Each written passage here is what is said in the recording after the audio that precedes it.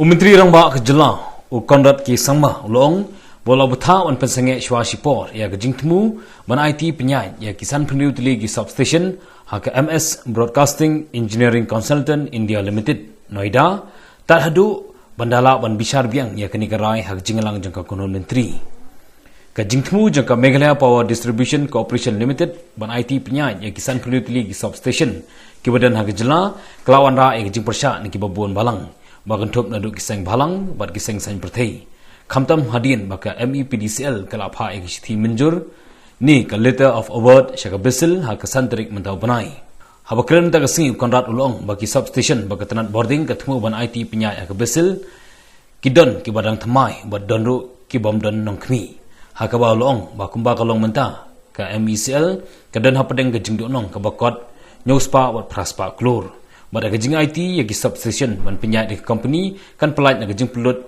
haga bantung yagi nong teri batmai ulong bawala ke MECL kala IT yagi tegi substation hendai kat kum gejing ate sasklor yagi nong teri ki company ki hak bantung dagi trai jela ulong bahadu menta kampadon setia gejing sai ban penyai da ka besil yagi substation haga jela ulong ru baya menta ya ketika kam ula pha on pesange Shwa Shipor tar hadu bandala de bishar biang da sarkar badala yo gejing ajmut bad gejing hon nabaro liang kan sashim ya karai banya chkman.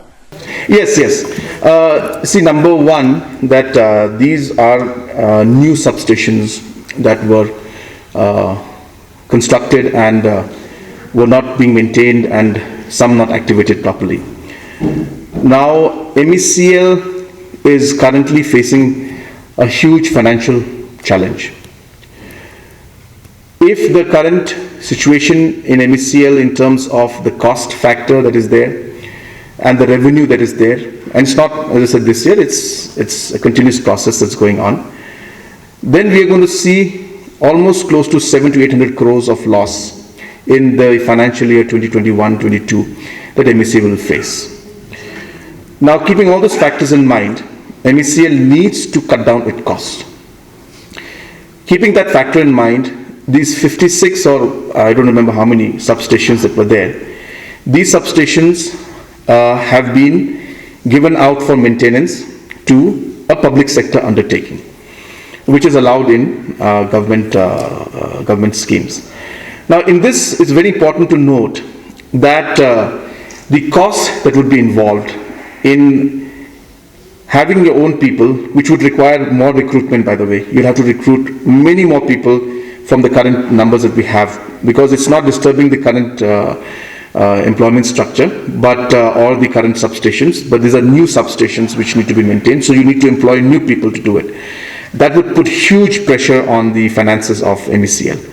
Therefore, looking at this factor, the outsourcing would reduce the cost by a large extent. And that is why MECL had decided to go for that. Number two, the manpower that would be taken in to maintain these substations would be local people. So in this entire agreement that was signed with this PSU, it was mentioned that the employment will have to be from the state. So local people will have to be employed to maintain this. Number three, after listening to all these aspects, so therefore the LOA has been given, but the agreement, the signing is still pending as far as my knowledge goes. I'll reconfirm that because this has just come to me. We have told the MECL that till I clarify the entire situation and go through the entire process myself and see what has gone into it and find out if there is any issue or any point that the justifications, looking at all those aspects, once the cabinet and myself as Chief Minister we're satisfied, then we will decide on how to move forward. Till then, I've asked them to keep everything on hold. So I am examining the matter myself. I have got an initial report, which is the points that I just explained to you just now, saying that it is purely a decision that is based on cutting the expenditure and cost, which MECL right now, as I said, is looking at over 700 crores of loss in this financial year, which is no way for the government to support that. The MEC will have to figure itself out by cutting its cost and increasing its revenue. So all these factors have gone into this decision. But as I said, I'm going to examine this myself. And then, till then, I've asked the MECL to hold on to any kind of further movement in this particular subject. It's an independent inquiry. Yeah. Yes, we have asked I have asked the Chief Secretary to give a panel of names. So he has activated all the respective departments and everybody to, especially the political department, to give the panel of names. I have been told, I don't have the exact date with me, but I've been told that within this week those names will come in, because the challenge is going to be, as I said, we need a retired judge of the High Court. We also need people who are not connected to the system in any way, so that they can give a more of an independent inquiry into the whole thing. So we need to be very careful with the selection.